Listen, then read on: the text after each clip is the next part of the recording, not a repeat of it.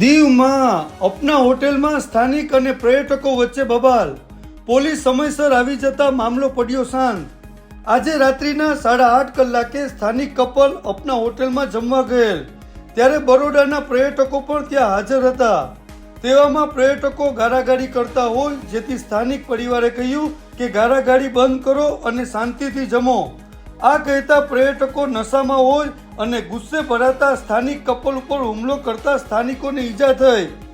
આ બબાલ થતી હોય જેથી હેડ કોન્સ્ટેબલ શ્રી જીતુભાઈ પંડ્યાને જાણ કરતા શ્રી જીતુભાઈ પંડ્યા અને બીજા પોલીસ કર્મીઓ ઘટના સ્થળે આવી જતા મહા મુસીબતે મામલો શાંત પડ્યો અને દરેકને પોલીસ સ્ટેશન લાવી એસએચઓ પીએસઆઈ બ્રેન્ડન સાહેબે કાર્યવાહી હાથ ધરી.